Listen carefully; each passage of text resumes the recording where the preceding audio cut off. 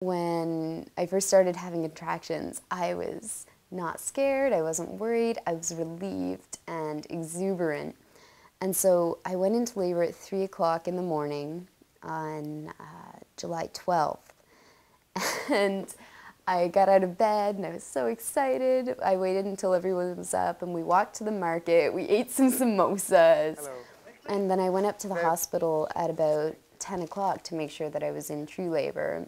The contractions were coming basically one on top of the other. So I was there for 2 hours. And within about an hour and a half of being there, it was time to push. And it was just, I was so happy. I can't describe the euphoria. It didn't hurt. It wasn't painful. It was very uncomfortable. But I was so glad that everything was happening and Anna was coming and I wouldn't have to be pregnant anymore, that I was laughing in between contractions and pushes. And it only took 20 minutes and then she was born. And it was just so amazing because Michael was there. He caught her. He cut the cord. They kept baby Anna for 5 days so that she could be breastfed. Both sets of parents wanted her to have a healthy start in life. It showed me more than ever that I wasn't ready for a child. You get no sleep, you're exhausted from giving birth, you can barely breathe when you're walking because your muscles have been all stretched out. So we were up all night and it was amazing getting to take care of her for that long, and keeping her would have been completely out of the question. And even though it was really hard, I'm gonna cry now. Like, I would just hold her and cry sometimes because it was like, this is the most amazing, beautiful little girl. And I would think, like, if I ever had another child, like, could I ever love them this much? Because the feeling of love that you get is so overwhelming. I wasn't prepared for it. Michael wasn't prepared for it, even though we had talked about it for almost every day, like just preparing ourselves for feeling connected to Anna.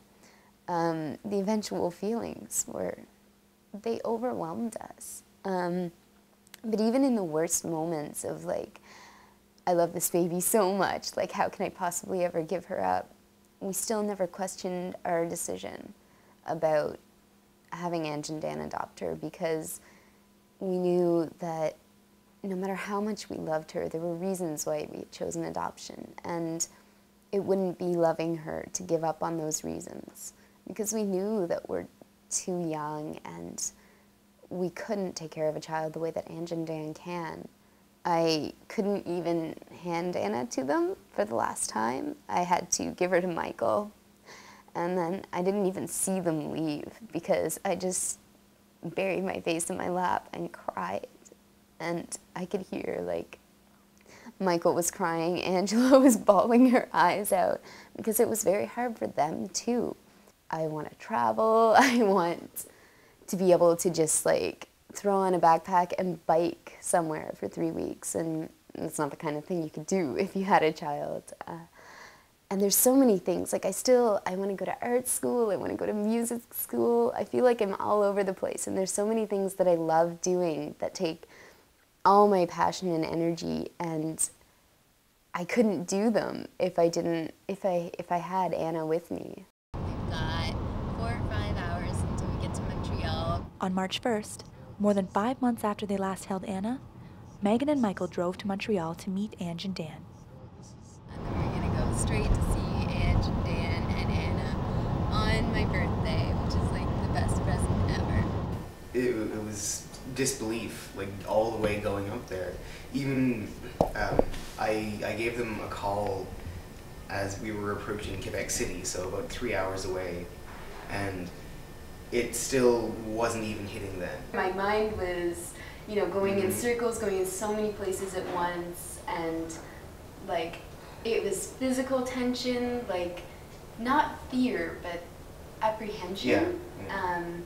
And it wasn't so much that I was afraid of seeing Anna and feeling hurt or like I'd lost something or regretful. It was a fear of being a different person to Ange and Dan now that I wasn't pregnant, that I wasn't carrying their daughter. Yeah, that it wasn't sort of an objective, you know, it wasn't a special place because we have this thing that they want. Yeah. So it was more, how are we going to present ourselves to them as people? We're getting ready to see Ange and Dan. It's about 7 o'clock Eastern Standard Time. Here's the room.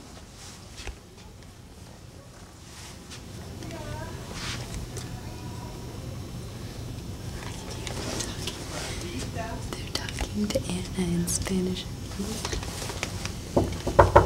Oh my God!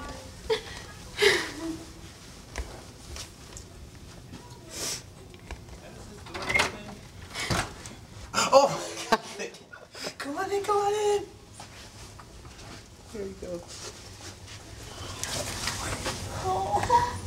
Oh, it's so nice I knew that I would cry because I'm an emotional person and I express my feelings through tears a lot. But it wasn't painful crying or sad crying. I was crying because I was so excited. Oh my God. Hi, do hi with your hands. Hi, Megan. Hi. This girl. I didn't know what else to do, and it wasn't even like crying. It was just the same thing you get when you see something that really touches you. And I was just so involved at looking at Anna's face because she's brilliant. You can tell she's got bright eyes, and you can tell when she's looking at things, she's assessing. Anna has just started to crawl, smile, and giggle, but she's already done a lot. She's a gift of love and life that brought together 4 people and created a family by choice. We're going to have to let Anna take the lead at some point in her life. And I'm looking forward to that because I'm looking forward to seeing what this little child that we made is going to make of this whole situation. And all I can do is trust Ange and Dan to do the best possible job that they can do, which I know they will, in making her an empathetic, understanding little girl, and then someday a young woman. In Fredericton, I'm Nicole Badgery.